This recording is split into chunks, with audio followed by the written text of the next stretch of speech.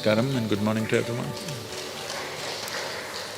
What a fantastic day on the 70th Republic Day to be with all of you, and this is also a sort of fan moment for me. No, it's a great honor for me to be interviewing you. Not interview, sorry, in conversation. Welcome to everybody. Well, this is the first time I'm doing this, so if there are any lapses, I hope you will excuse me. It's a great honor for me to be personally in conversation with Sadhguru. Like Vivek said, I'm also a big fan. We've listened to, even though I've just met him probably once before, at a cricket match. We've been watching his videos, and I think we really look forward to enlighten us on some of the aspects of sports. Sadhguru, we were all presently surprised when we got to know that you agreed to come and visit the center, as this is an out-and-out sports facility. Then we did our research on Isha Foundation and your connect with sport to find that Isha Foundation received the highest Indian sports award from the government for an institution for promotion of sports last year. Sadhguru, can you please let us know about your love for sports and what you feel about the importance of sports in the day-to-day life? Oh, I have no love for sport. I am a sport. In the sense, to love you need two entities. But I think that is what is missing in too many lives, that they are not a sport. It's not necessary you must be a champion like you, not everybody becomes a champion. But you can be a sport in every little thing that you do. Or you can be conceited nonsense. Sport means you're willing to lose, you're willing to win. You're wanting to win, but willing to lose. Being conceited means no matter what, I want to win. So being a sport is very important. Whether you actually play a sport or not is not the important thing. That may happen to some people, may not happen to some people, due to variety of engagements that people have. But being a sport is most important. If you're not a sport, you really have no business here. I don't mean the academy, I mean in the world. Really. Because then you're trying to defy the fundamentals of life process. Because the nature of life process is such, it is very much like a sport. In the sense, the beauty about a game is, there's a set of rules. If you don't follow the rules, there's really no game. If you break the rule, there's no game. This is something that most people don't get when they're driving on the street, when they're working in their offices, when they're running the governments, and variety of things that people are doing, they don't understand whether I like the rule or don't like the rule. If I want the game to continue in a sensible manner, I have to stick to the rules. I may not like it. I don't like the speed limit, don't like it at all, because I would like the speed limit to be decided by me. But there is a speed limit. Whether I like it or not, it's important that you stick to the rule, all right? Because then there won't be a game. It actually looks like adventure when one person breaks the rule. But if everybody breaks the rule, it'll be a disaster, isn't it? One guy who just comes in the opposite direction, this is a famous hobby for a lot of people. They're coming in the opposite side of the direction, the DG is here. No, you're not traffic, so it's okay.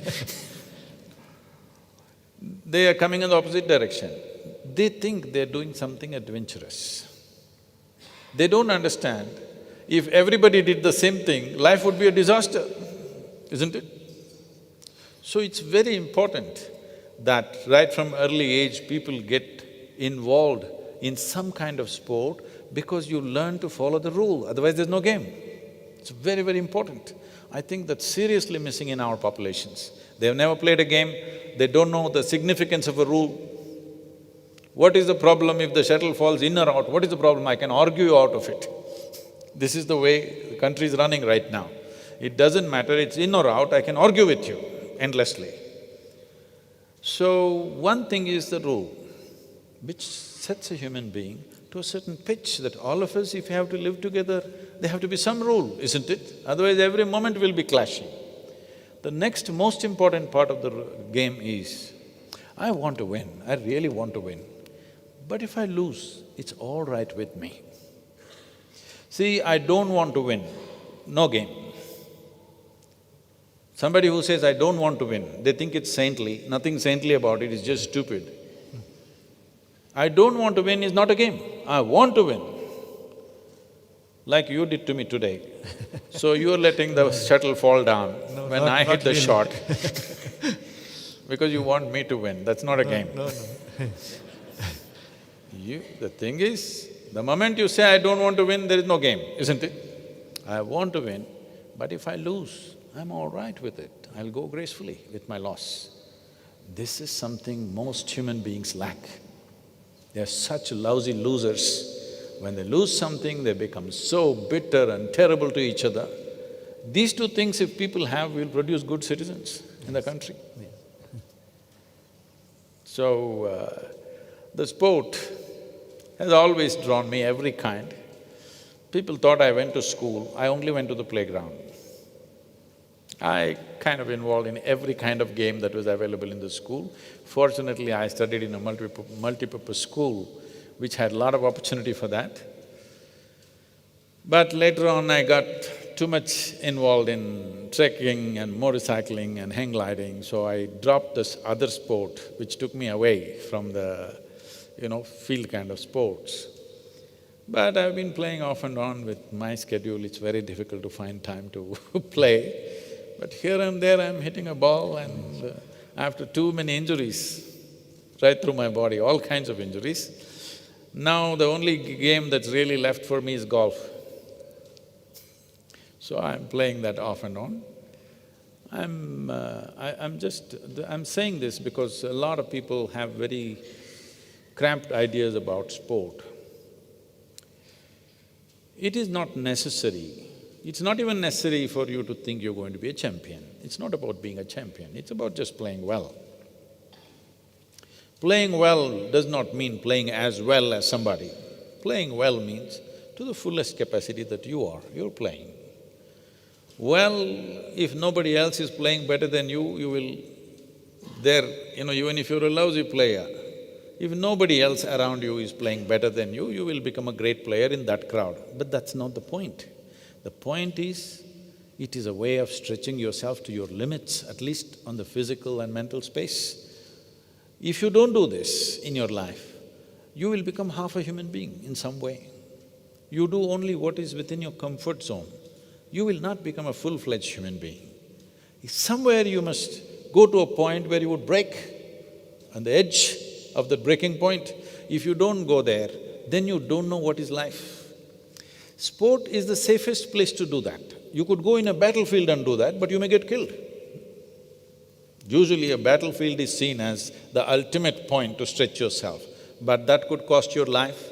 Sport and sporting arena is a safe way of going into your battle, isn't it? Badminton racket doesn't kill anybody. Any sport, yes. Any sport for that matter. But it gives you that feeling of crossing your limits, but still there is no physical danger to you or to the other person. This is a significant platform for people to realize the limits of their own nature, because it's only when you play a game you understand how many problems you have within yourself. You understand? Most people don't know, when they go to the office like this and they come back, they don't know how many problems they have, how much of an issue they themselves are. When you play a game, all your issues will play up. So I think sport must be compulsory. Till 15 years of age, it must be compulsory. Every day a child must play, because otherwise we won't build good citizens in this country. Today is Republic Day, it's very important, because building a nation means building people. A great nation is not going to happen without creating great people. And playfulness and playing by the rule and wanting to win and losing gracefully, these are ingredients which makes a great citizen. It's very, very important. Sadhguruji, from my own experience also, the other thing which sport, has taught me is, to learn gracefully and to, when you lose, you always learn something, and that you can always apply in your, in your everyday life, as a student, as a corporate. So I think sport also teaches one to accept defeat gracefully, because in life, you cannot win every time. You sometimes, have to face defeats. So if you have played a sport, I think it teaches you, how to accept defeat gracefully. Like putting your head down, not in shame, but in humility. Yes. It's very important. We all feel that if we had more such facilities in the country, we would firstly not have to build more hospitals in our country, as we would become a healthier nation, and also a center like this will help our country with more medals at the international arenas. What is your impression about the facility, and how will this benefit the sport community and the youngsters in general? Well, I've seen certain sports facilities in Russia, in Europe, and of course in United States. But in India, this is the best one I've ever seen.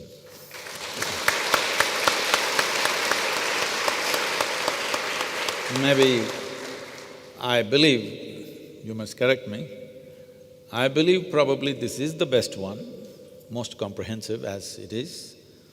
I've been into the sports authority facilities and all that, but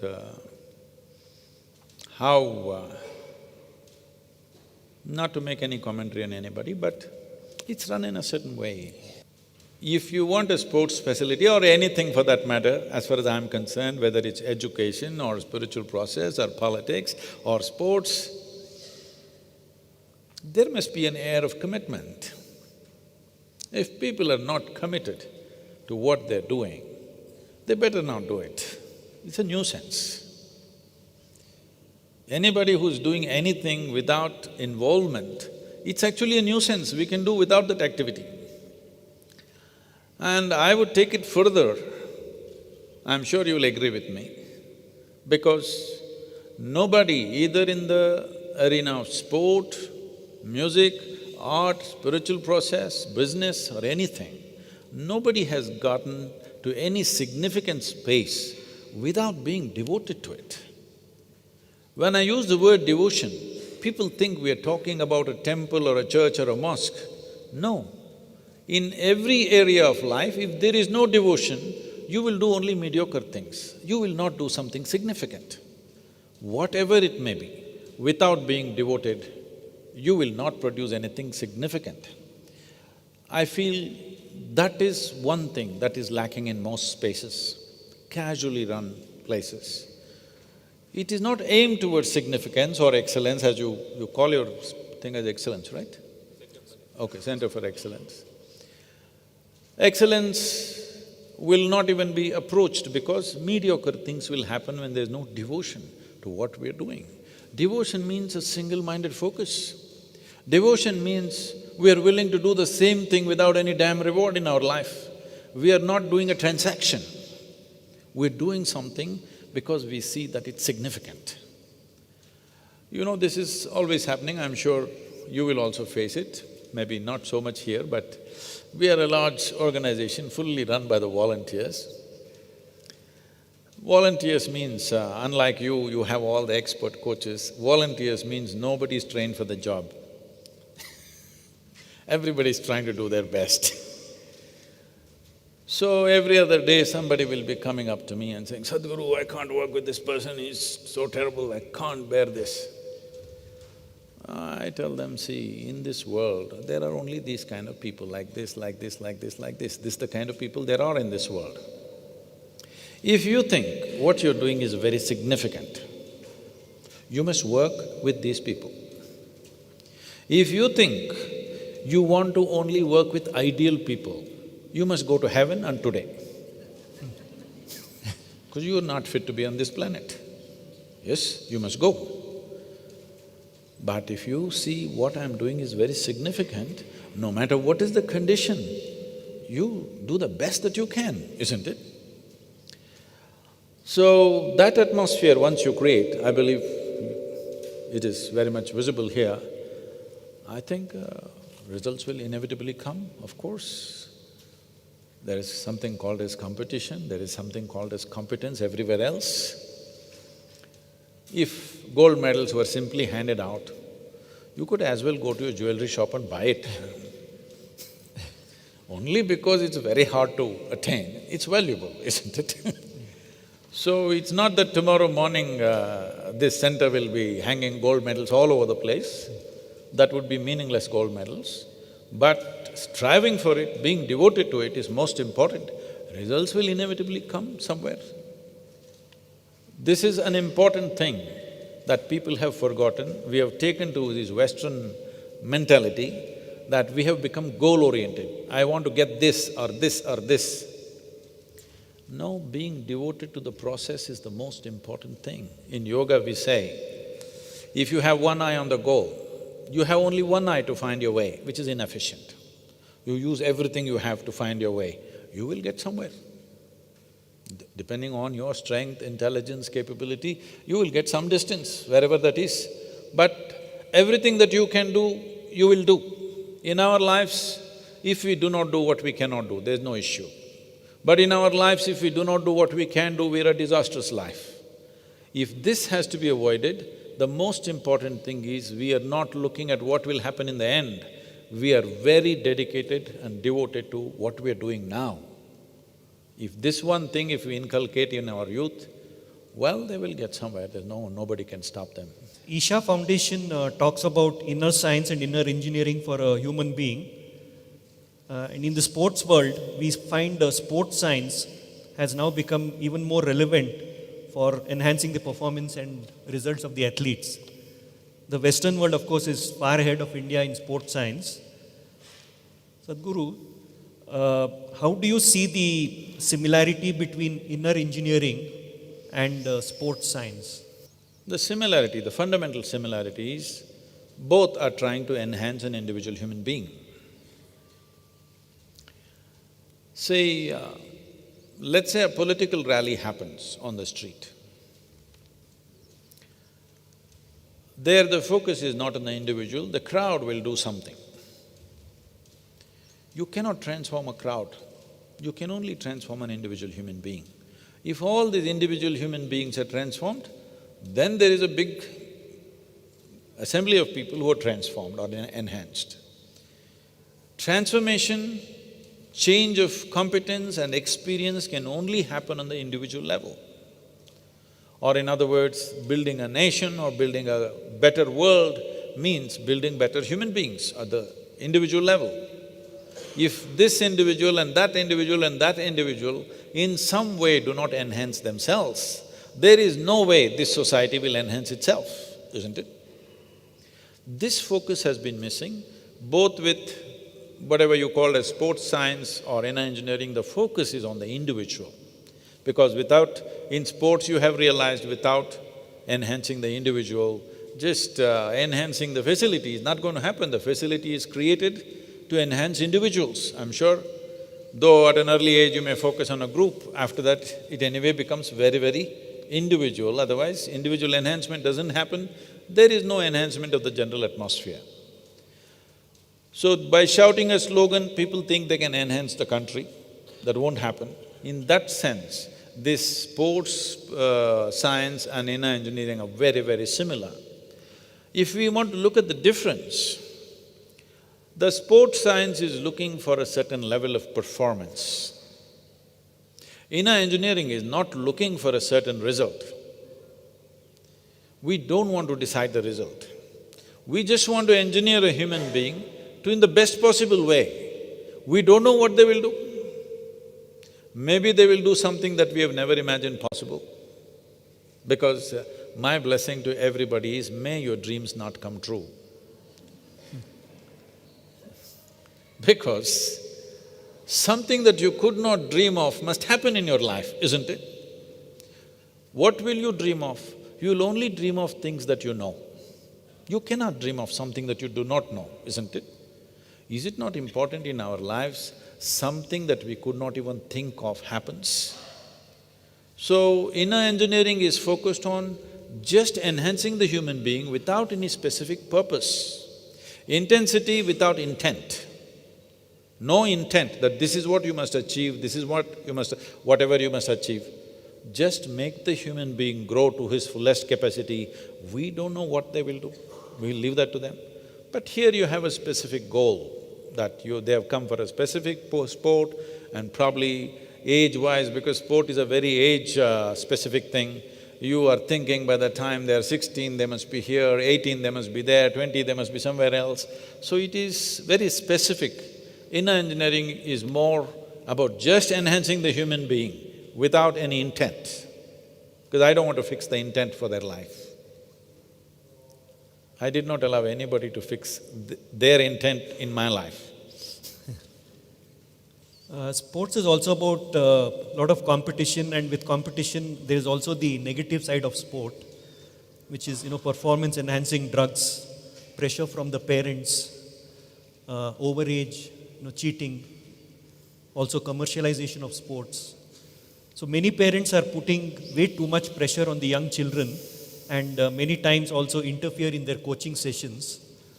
So what would be your advice to the parents of young sports people how to maintain a good balance between aspiration and putting undue pressure? I would say unless the parents are very actively involved in something with the sport, Vivek should make sure parents don't enter the facility. In fact, we have a rule in the academy that parents are supposed to just come and drop and come back again to pick up. They are not allowed to be present during the training sessions. They are not interested in the badminton, they are only interested in fame. Stupid way to approach a sport. You must have some love for what you're doing. What comes out of it in the end, who knows? Out of 10,000 people who play, one guy, one Prakash Padukone happens. If not 10,000 Prakash Padukones happens, then what the hell is the value of that? So, parents are only thinking… they were thinking making their son or daughter into a doctor is a good idea. Not because they want to serve humanity, not because they've fallen in love with human physiology, simply because they think it's good livelihood and it'll get them somewhere. Or they decided, let them do sport because they saw in the Olympics, somebody got a medal and all the pomp that goes with it. They're only thinking of that moment. Such people are a total distraction for the sport. They should not be there. In that home you have to bear with them, but where you play, they should not be there, such people. I'm saying such attitude will not get anybody anywhere, because a human being can desire. A desire only sets the direction for your life. A desire doesn't take you there, it's only your competence which takes you there. Everybody wants to be a winner, all right? Desire will set the direction, but desire will not make you win. Winning needs competence. Competence doesn't drop from the sky. For every successful person, there is a painful story. Painful does not mean you suffered. Painful means there is a lot of things. I'm sure as an athlete, when everybody else, your friends in Bangalore city were sitting on the Brigade Road in the pubs and thinking they were having fun, you were running, you were hitting the damn, dead chicken. People thought it's stupid, I'm sure. Yes, many friends think it's just stupid, what's he hitting it all the time? Because they don't understand, competence is built. Well, some natural skills may be there, but it has to be worked at minutely. Anything I'm saying, whether it's a, badminton, or it's a sport, or a driving, or a spiritual process, or anything to reach somewhere, there is a meticulous process. You have to pay attention to things that nobody cares for, isn't it? You have to pay attention to little things about yourself that nobody even cares to notice in their life. They think if they put on makeup, they're looking nice. But if you get into the sport, you have to look at every damn thing about yourself, how you sit, stand, breathe, the works. So this is it's a certain… I'm saying you have to spend your life. In some way, you have to give up a part of your life to excel in something, otherwise it doesn't happen. So that part has to come into it. If parents are like that, it's fantastic. But what I have seen with lots of them is, will my 6-year-old boy, they bring and say, will he win Olympic gold? So in what do you want him to win? Anything. Anything, yeah, some Olympic gold, so just go and buy it somewhere. So, they're not interested in the process, they're only interested in the result. Such people should not be allowed into the academy, whether they are parents or onlookers or whoever. People who are thinking about only the end game and not the game, these are match fixers ultimately.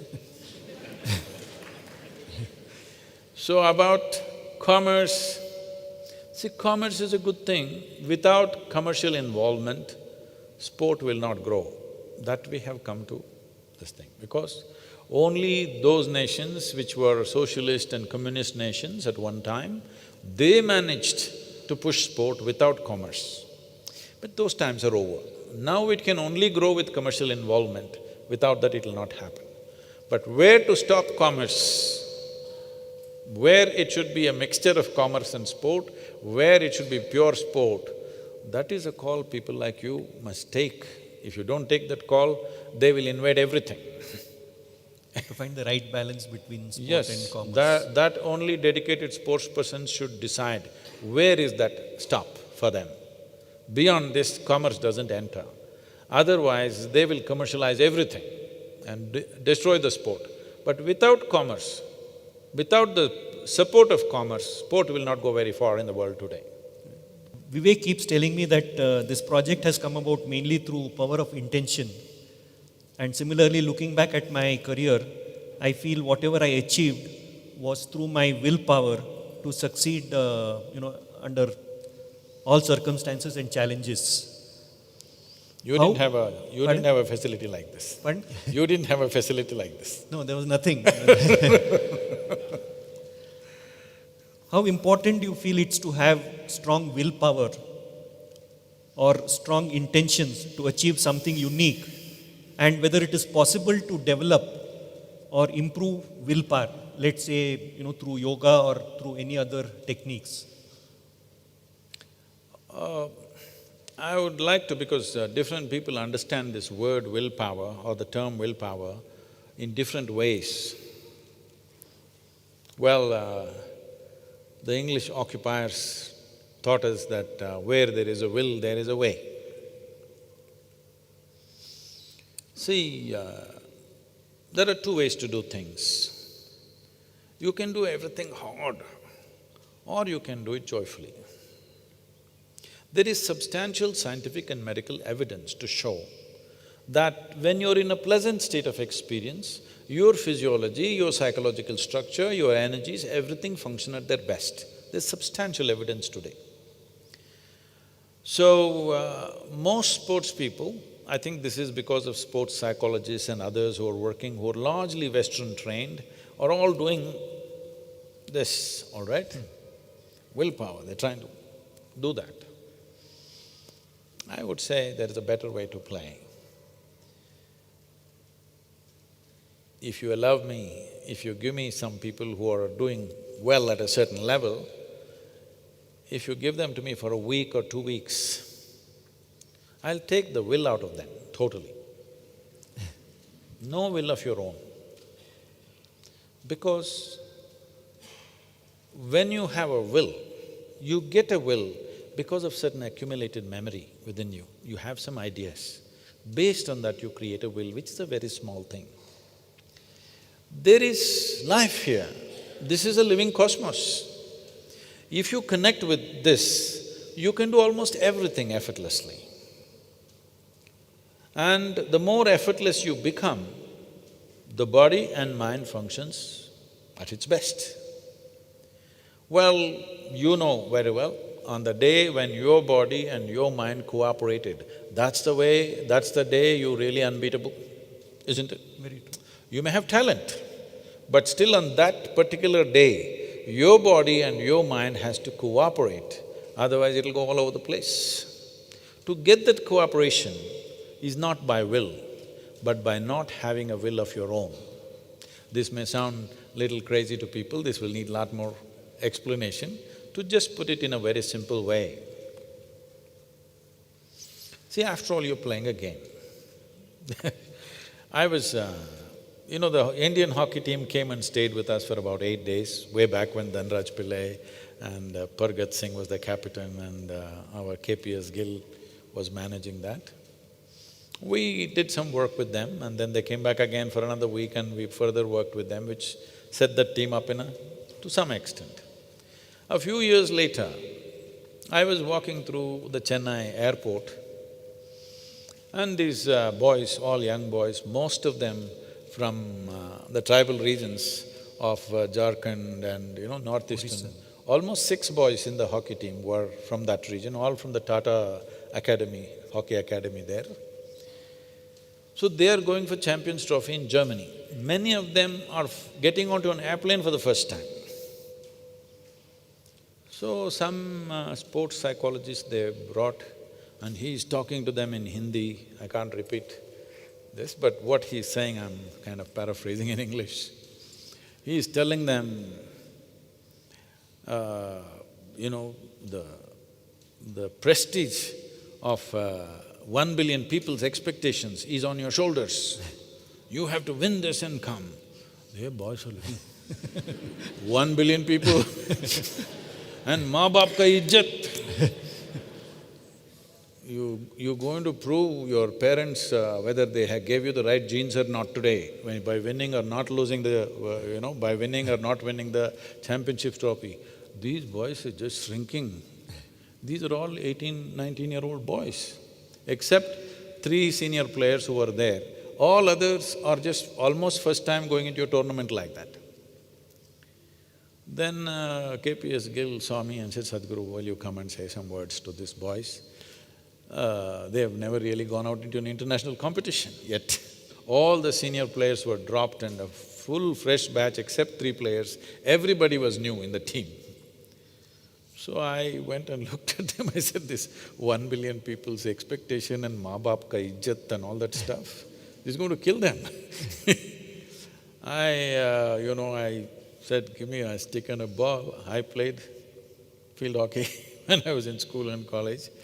So I just wanted to show them that I'm not just talking to them. So I dribbled around, then they were like, wow, you can dribble a ball like us? I said, you like to play hockey? Yes.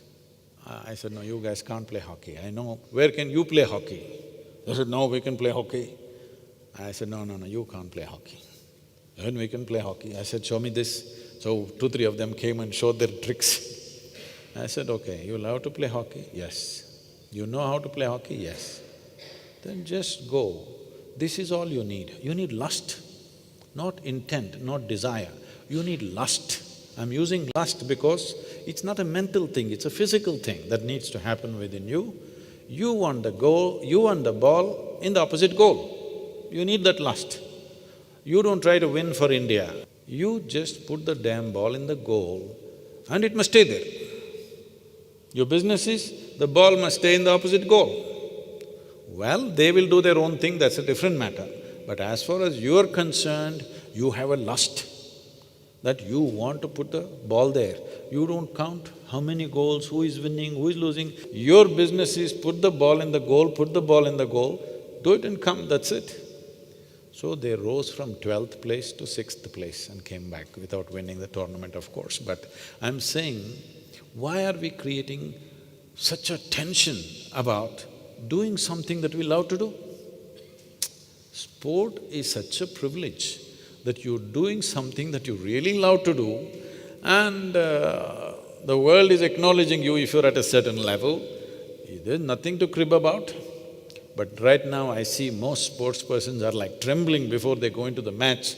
This is because they've set their intent, the gold, silver, whatever, the stress levels. In such a state of stress, your body and mind will not function at their peak. Not functioning at the peak means it's a gone thing. However much you play, somebody may be better than us, always. But our best must happen, and that will not happen the moment you're too concerned about your intent. I think you please try this in the coaching. If you want, we will help. You train a few boys with intent. You train a few others, boys and girls, whatever, without intent, no intent. I don't want to go to Olympics, I don't want to do anything, I just want to play well. I just want to hit the damn thing well, that's all. You will see they will play way better. Not bothering about whether I'm winning or losing, just hitting it well, because ultimately that's all it is. So sport should relax, because in relaxation… See, this is the problem with people. If you say relax, people become lax. If you say intense, they become tense. To be relaxed and intense, if you bring this quality, you will see sport will take to a different level altogether. Is it possible to develop this if somebody doesn't have… Oh yes, of course. There is a whole system how to get there. By changing the chemistry, by not simply pep-talking them, but by changing the chemistry. See, this is the most complex and sophisticated chemical factory on the planet, isn't it? And all human experience has a chemical basis to it. What you call as stress, what you call as anxiety, what you call as misery, suffering, tension, all of it has a certain chemistry. What you call as peacefulness, tranquility, joy, blissfulness, ecstasy, all of them also have a chemistry. So, such a fantastic chemical factory, only problem is you're a lousy manager. If you were managing this well, if you kept this blissful every moment, everything that you do, you will do it to the best that you can do. You may not do it as well as somebody, that's another matter. But you will do the best that you can do. Just because I desire, I want to play better than you, will I play better than you? No. I can play to the best that I can play and stretch myself a little bit. But why should I be looking at you how you are playing? Because I can't play like you. The best I can do must happen. Well, technique, training, those things are there, but most important thing is your body and your brain should cooperate. Right now, you yourself are an issue. How do you handle the outside issues? The opponent is outside issue. How do you deal with that guy when you yourself are an issue? In your life, one thing that you must create, everybody, whether you are in sport or not, is you are never the issue. Hello? This you must do. Today is Republic Day. You know? That means I am never the issue in my life. Other issues come. If I am never the issue, I will dare to confront 1,000 different issues voluntarily. If I myself am an issue, I will avoid all the issues in the world, isn't it? Yeah. So a sports person especially, because everywhere it matters, but in the sports arena it shows immediately. Little off in your mind, it'll go all over the place. You see people playing, where I was… I was at the Augusta Masters last year. I wanted to see Tiger Woods play. All the younger people teed off. Tiger Woods with the back injury and all that, he's come back. He teed off. He had the longest drive compared to the young people who are almost 12 years younger to him. Then he takes the second shot, 172-yard shot. He lands just 3 feet away from the hole. Then he comes and goofs the putt. After that, he's finished. Every ball he hits, it's in the jungle. He just lost his cool. Nobody in the world has to teach Tiger Woods how to play golf. He's a phenomenon, all right? But he's just in the jungle every time because he's still fretting and fuming and cursing that putt. Which he missed. So, the moment your own body and your own mind does not cooperate, however great a player you are, you're finished, isn't it? In certain games, it immediately shows up, especially in individual games, it shows up like that. In a team, it may not show up, it may give you some time to recover, but here it'll just go off instantly. So, it's very important that sports people learn to enjoy and involve themselves in the process, not involve themselves in the result. For that, there are officials to do that. That's not even your business, isn't it? Even if you think, I won, they may declare you lost because they counted better than you. I'm saying, winning and losing is not your business. Playing is your business. Unfortunately, we are trying to do the scorekeeper's work, the official's work, everybody's work and mess up what I'm supposed to do. So I think training young sports people just for this, involvement with the game. We must understand with any aspect of life, where there is no involvement, there is no life. When there is an intent, your involvement is compromised because you are standing on the podium when you're supposed to be hitting the shuttle. Wrong place. My last question related to sport. Can you please advise the young children and parents on the possible balance to be maintained between playtime, education and gadgets and the social media? I notice that… Are there parents from your academy? Pardon? Are there parents here? Oh, Yes. I'm sorry, I said something very bad. But they are in a minority, I think. How to find the right balance between even people who are, doing well at the, at the highest level, sometimes, they tend to get carried away with social media and, so how to find the right balance? Because we didn't have these issues when we were playing, so we could be very focused. It's a big distraction these days. No, even then there were distractions. There were no girls in your neighborhood. No, more distractions now.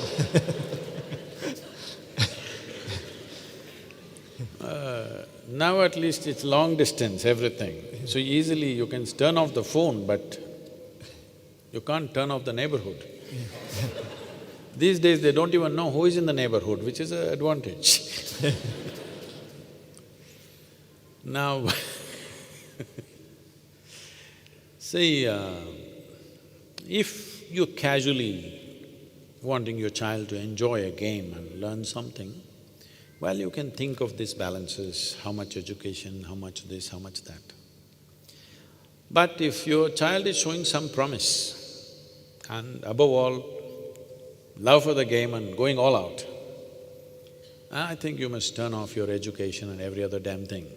You have a very wrong idea of what's education.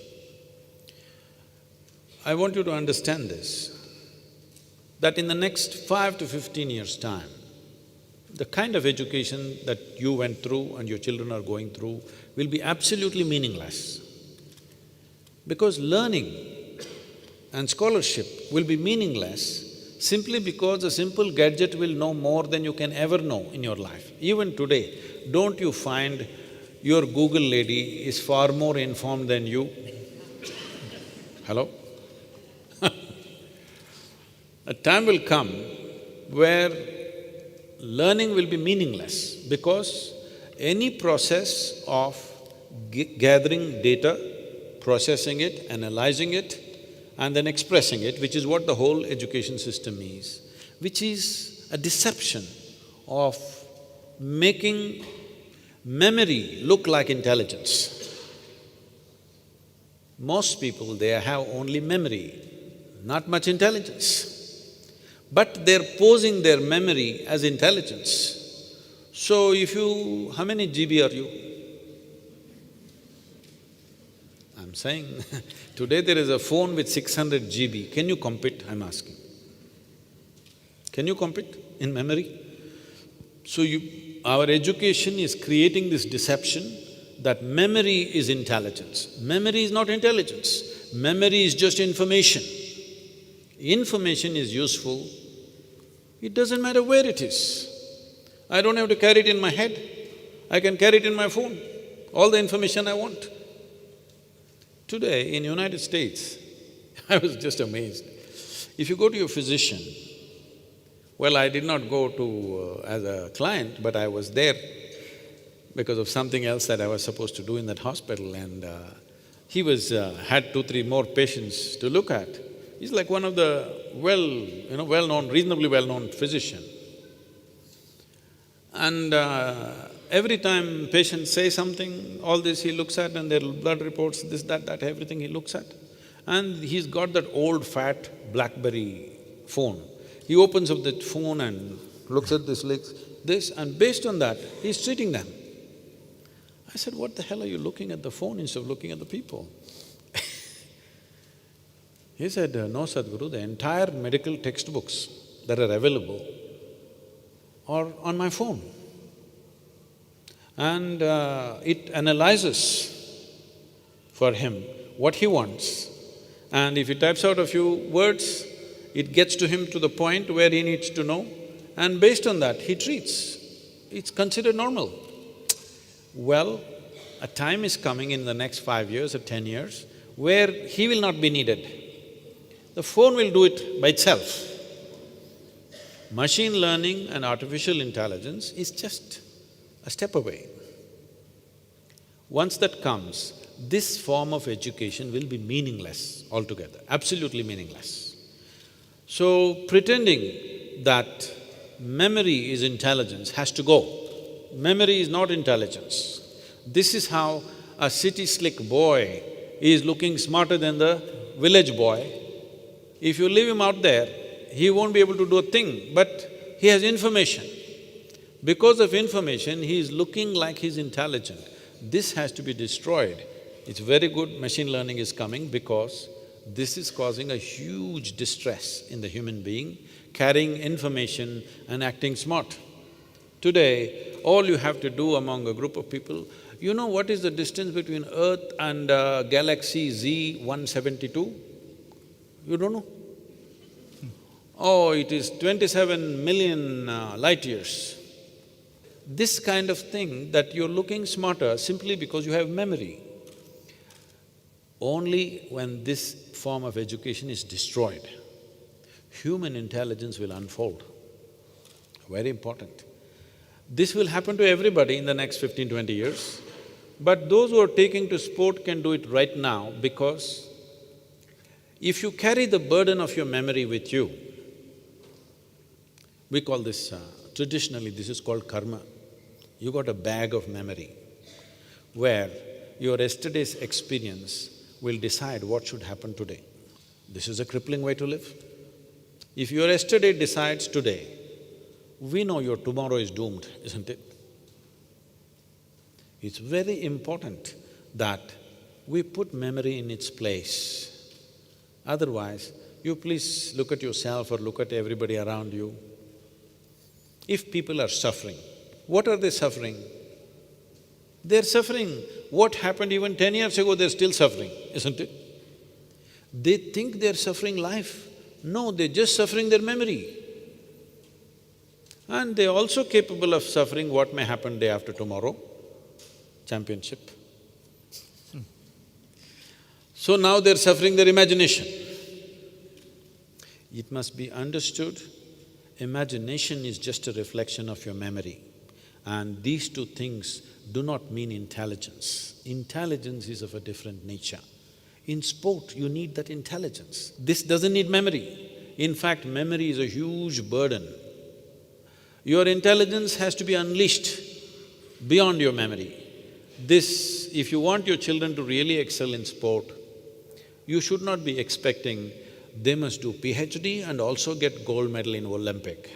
It's just not right.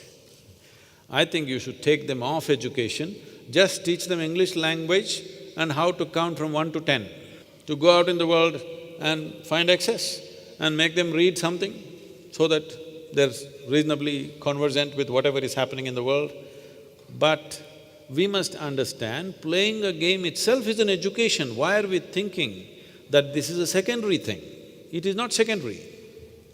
So it's very, very important that parents should understand, if the child is beginning to get involved in the game, and fundamentals you have to check. See, there are few basics, I'm sure the people who are running the academy, they know this, how somebody's body is built, the geometry of it, the instincts and the natural reflexes. If all these parameters they're fulfilling and they have a real love for the game, I think you should just leave them alone. Very important. You just make sure they read different varieties of books and the newspaper and something else to know what's happening in the world so that they don't look isolated. But regular education, what are they going to do reading chemistry and physics? There is a lot to learn about the sport itself, because you can approach sport in a scientific manner. There is… if you can study for a lifetime and still not know the game fully.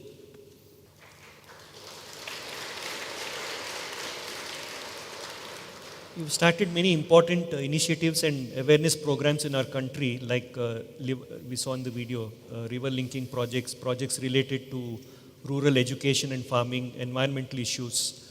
But do you think we are missing the basics in our education program?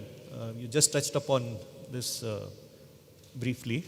We are teaching children history, maths and other subjects, but basic life skills like even breathing, yoga, health, fitness, learning how to build relationships, these are not included in the syllabus. How important do you think to include this in our education system? See, that possibility is coming now. We must understand when India got its independence in 1947, the average life expectancy of an Indian was 28 years. When average life expectancy is 28, you can imagine what kind of survival instincts we have, very desperate survival instincts. So it's taken us 50-60 years to slowly work ourselves out of that. The improvement in economic conditions, though we have learned to complain about everything, from what it was to what it is today, phenomenal improvements have happened.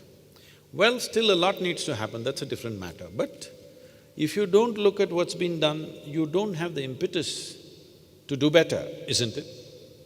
So we have done well for a population that we have, the way we were left resourceless, the way we were left dismembered, cutting off all our trade routes.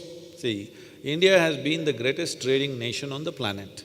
Over 33% of world's economy was India 250 years ago.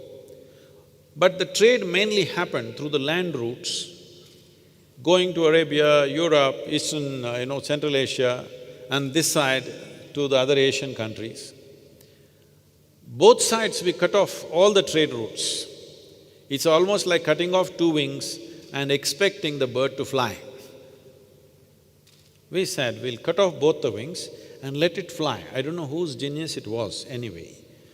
I mean, it's a historical postmortem, so I don't want to go into it. So, but this is the condition we were left in, without an economic structure, without any kind of system, really. People are trying to convince us, no, the British left you railway system. You should have seen those railways in 1950s. They were a different matter, okay? Today, Indian Railways has built itself up, though it may come half an hour late. It has built itself up to one of the greatest systems on the planet, really. We have one of the greatest railway systems in the world. Well, still many things may be lacking, maybe the bathroom stinks a bit and all those things are there, but it is transporting maximum number of people. Like this, we have built systems. Out of this, the economy has improved, people's life standards have improved. Above all, life expectancy average has today is 66, from 28 to 66. That is really brought us to a place where we can cool our survival instincts a little bit and play a game. This is what you're seeing in the form of the new parents who are here, which my parents wouldn't think of. My father would be terrified if you tell him, Saturday afternoon we want to play a cricket match, he's terrified. Oh, examination is coming, you're not studying, this happening, that happening, how will you make a living? That anxiety has come down because of the economic condition.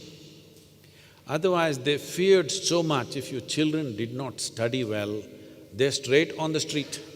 There were no other in-between opportunity.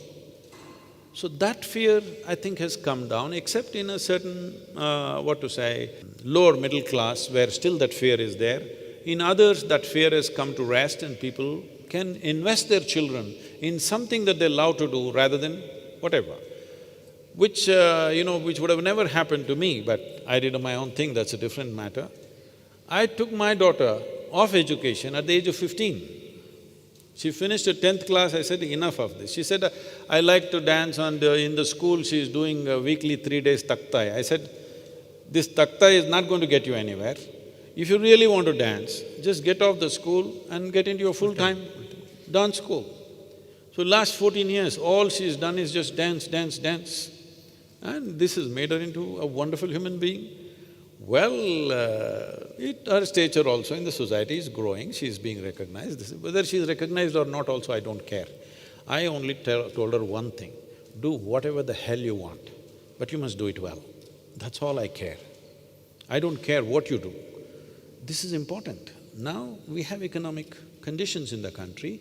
At least for those of you, if you are sitting here, that means you reasonably made it in your life, okay? You're not in that condition, you're worrying for food tomorrow morning. When you reach that stage, your children must do something that you could not imagine that you will do. So sport is one of those things and the scope for sport in India is expanding. Just 20 years ago or even 15 years ago, if at all, if your child wants to get into cricket, for example, which is the national religion, not a sport anymore even there, only 11 players could play. Others, we don't know who the hell they are, who plays for Ranji Trophy, who plays for the things, nobody knows in the country. Today, because of the IPL, just see, there are so many, they're just happy playing for the teams, they're making their money, they're having a good time, and only 2 months in a year they have to really play, rest of the time they do whatever they do, they're happy doing that. So I'm saying like this, in every sports arena, this is opening up. This is the time to invest in sport for sure. So investing your children into something other than what is considered a standard profession is very, very, very important. Anyway, I want to tell you this, we've been… since 2006, I've been pressurizing the central government, but now, just about 4 months ago, I think, they announced that only 50% of the time at school will be for academics. Remaining 50% will be for sport, art, music, theatre and some skills. They have announced and a large team in NCERT is working towards preparing the curriculum. We are in the process, we have already given a kind of a proto kind of education policy, but now we are writing a more detailed education policy, how education should be. Well, because India is in many tiers, there's no one India. There is India where people don't have anything to eat. There's an India which is, living a substandard life but they're eating reasonably okay. There's an India which lives reasonably well and education and everything. There's another India which is like super rich and we have so many billionaires in the country. So this is not one India, there are many layers of India. So for this, it is very important, the education also needs to be crafted that way. People may think this is segregation, but I don't think so. Because if you think everybody must come to the same level and then happen, a nation will not happen like that. It's inevitable, it grows in an unequal way. But over a period of time, we should try to level it. If right now if you level it, the only way to level it is bring everybody to the bottom. Bringing everybody to the bottom is not the right kind of leveling. Taking everybody to the top is the right kind of leveling. When you attempt this, some people will go up quickly, some people will go slowly, some won't make it. All these issues are there. So education needs to adjust itself. We are running 3 different kinds of education. We have rural education called Isha Vidya, where I think something was on the video, where we are only looking at economic opportunity for the children because these are all children, at least I think about 46% of the children in our schools are first generation going to school. Their parents have never been to school. So for them, caste, creed, various kinds of restrictions are there in the village. They have to move out of that social and economic pit. That's the only goal. So, from the age of 6, we are starting computers, English language, things like this. That's one level of education. Another is called Isha Home School, where this is for the more affluent, where almost 37% of the children are from outside the country. Here, we are investing a huge amount of time in art, music, sport. Two of our children, I'm very proud of this, are in the junior German professional football. So, this is a different kind of school. This is run like a household with, 20 children grow up in a household with dedicated parents, and there's a huge investment. To what extent we have changed the stuff means, for example, 11th and 12th, 2 years. I made it 3 years. Said, we have invested so much in sport, art, music. The moment they come to 11th, parents will go marks mad. Drop everything and study and study and study. So I said, if such children need not stay here, we made it 3 years. We are investing in leadership, art, music, sport in a serious way. When I said 3 years, within our own organization, people said, parents won't agree, they will take their children, nobody will be here. The incredible thing is, not even one child was withdrawn. So I'm saying, parents have matured, they understand 1 year late doesn't matter, but my child comes out mature and stable with lot more skills is far better for them, because a whole lot of these parents are thinking of sending their children abroad even for their undergrad. They would like their children to be far more mature and stable before they go out, rather than simply at 17 you just jump out of 12th standard and land somewhere and we don't know what will happen to that child. So like this we have changed. Another school is totally traditional, as I was telling you, Isha Samskriti, where we teach only yoga, kalaripaitu, Sanskrit language, classical music, classical dance and English language. This is all the education, there's no academic education. You must see these children, they are the most incredible. The focus is on just building human body and human brain to its full capacity without any intent. What will they do? If somebody has a full-grown brain and a full-grown body, whatever is needed they will do in the world. And there is no… you and me actually have no business to create our own missions in this world. This is not about your mission or my mission. What is most needed today in the world, that's what we must do. Hello? Don't like it?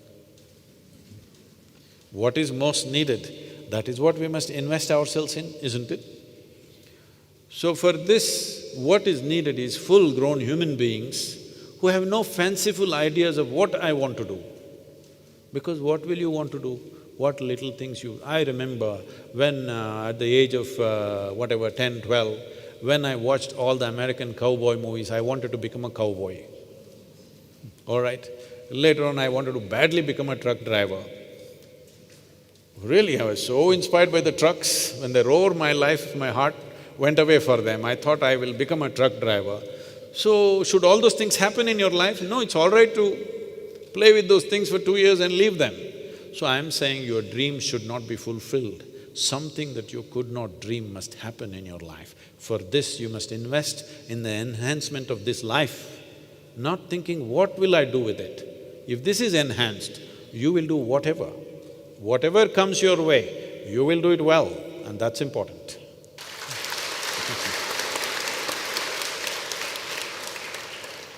My final question. Yes, sir. He's saying something.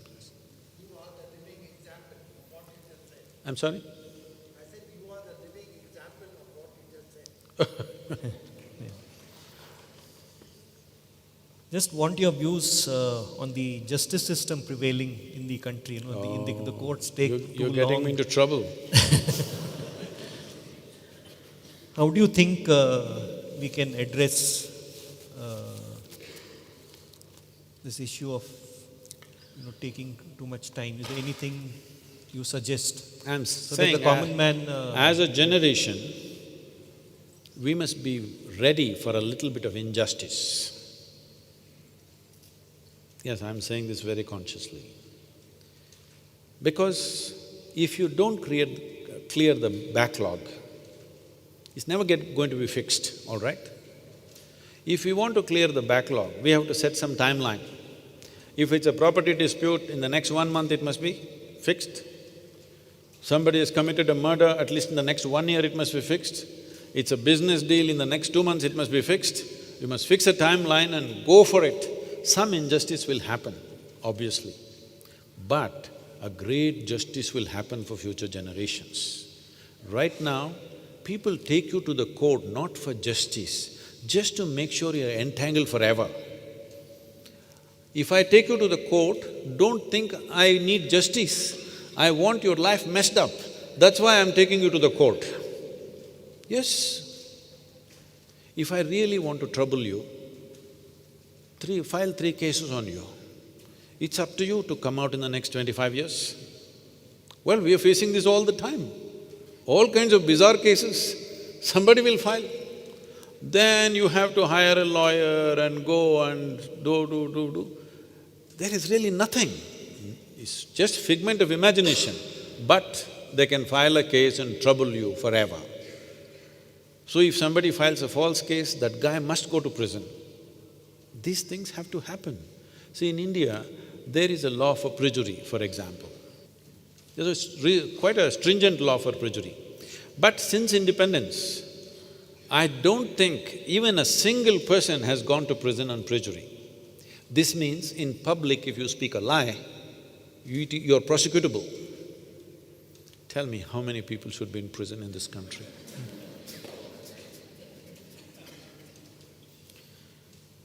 If you did enforce that law, would you see definitely more responsibility in public life? Is it not needed? Just anybody can say anything, it's shocking. Anybody can say anything, unbelievable.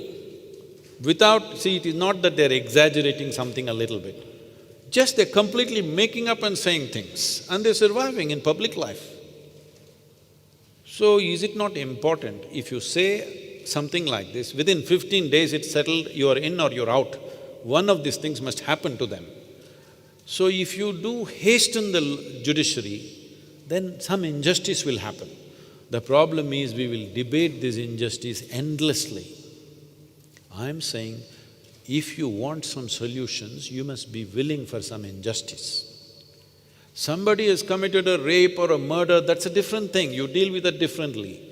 Now you and me have a little dispute with this property. I think this 2 inches of this chair belongs to me, you think 4 inches of my chair belongs to you. This is property, all right? If some quick decision happens, maybe I will lose 1 inch, but I can go on with my life, you can go on with your life. The injustice is both of us cannot go on with our damn life and these inches are never settled. Even if you fall dead, it is not settled. Your children will continue with the same stupid case. This is injustice, isn't it? I lost 1 inch of my land, it is not great injustice. I lost my bloody life sitting at the court, that's injustice, isn't it? That injustice is happening large scale. I think it needs a serious overhaul, except for those cases which are, as I said, rape, murder, treason, whatever, those kind of things, you leave very serious ones. For all others, responsible citizens in the country should be set up as jury. In Bangalore city, if you set up 1,000 sets of jury, 1,000 sets of jury, I'm saying, of 5 people or 10 people or something like this, I'm saying if these 2 people have a property dispute, if we make you the jury, will you be unfair to them or according to your intelligence and judgment, will you say something fair? If we don't do this and a property dispute is debated and discussed and hearing after hearing, hearing after hearing for 25 years, it's just ridiculous, it's nonsense. You're just killing the people because people, if they get into some trouble, if they go to the court, they did not come out of trouble, they got into more trouble, isn't it? If you somehow stay out of the court, you are a blessed being. If you get into the court, you had it. And some people have become experts. They have a battery of lawyers, they're busy all the time filing cases on everybody because they just enjoy this drama. But anybody who wants to get on with their life, they want to do business or sport or spiritual process or whatever, they don't want this rubbish, isn't it? And it is those people who build a nation, not the people who enjoy dispute. Those who invest in disputes are not people who build the nation. Those who are looking for solutions are the people who build the nation. I think we must take a revolutionary step that even if it's not 100% by law, we must set up justice system by the citizens, settle all the minor cases and be done with it in the next 2 years or 3 years. Courts will become free, then you can think of how many courts do we actually need to serve this population and try to manage that. We have to do that. If we don't do that, nobody will go to court. If they want a settlement, they'll go to the local goon. It's already happening. Is already happening or no? Because the goon at least will get you justice, though in his own way. Yes, this may look absurd, but I'm telling you, all kinds of very responsible, sensitive people are going to the local goon. You must understand this. Not criminals, regular people. Somebody comes and occupies this building tomorrow and doesn't vacate. Suppose now I'm here, I won't vacate. Can you throw me out? Half the people I know here, we'll all sit here and say, this is our hall. You go to the court. What do? You will hire the local guy to evict us. Because if you go to the court, your life is finished, your academy is finished. Yes, unfortunately, this is how it's happening. See, the law is like this. Suppose I come to your home and I steal your car. Now you can't come to my house and take it, that'll become crime. You understand? You have to go to the police station. This is here. That is not a very nice experience. And then you will have to find a lawyer, file a case. I will be using your car till then. But this will go on for at least 6 to 8 years. By then, I'll give back the car if you want. So, this is not justice. By any standards, this is not justice. I know I'm going to get into a lot of trouble with this. It's okay. Thank you, Thank you, Sadhguru. It's been a great honor and a privilege to be I have decided, I have conversation. reached a stage in my life Learned a lot more. where I'm going to speak about all the most troublesome aspects of this country and get into a lot of trouble because I got nothing to lose, nothing to gain. Let me at least speak something which may not initiate action now, but at least in future, this will become action. Thank you.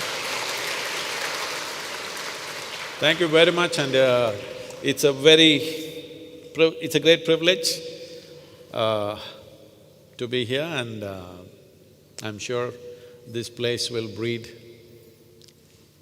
many great sportspersons in future. Above all, under the tutelage of Prakash and Vivek and so many other dedicated people who are here. Well, in many ways, I don't like to use these words, but in many ways, Prakash has been the seed of badminton in India when most people had not heard the word badminton. Or you still call it badminton or shuttle? No, it's badminton. Badminton. In the 60s when I was playing, it was called You were shuttle calling it badminton. shuttle, that's what I'm saying. So, badminton was with the yellow ball. Yes. This was shuttle for us. It was called ball badminton. Yeah, ball badminton. So, when most people had not heard the word badminton, suddenly it dawned on everybody, there is a game like that, there's an Indian person doing fantastic on that one, and since then, we know the level of interest the game has drawn, and today, at least there are half a dozen Indians who are at the highest level, at least six, yes, isn't yes. it? At least 6, 7 of them. At least half a dozen who are at the highest level in the world, both men and women. It's truly fantastic. In many ways, you have been the seed for that. We Thank you very so much much. appreciate that, and it's fantastic. Thank you.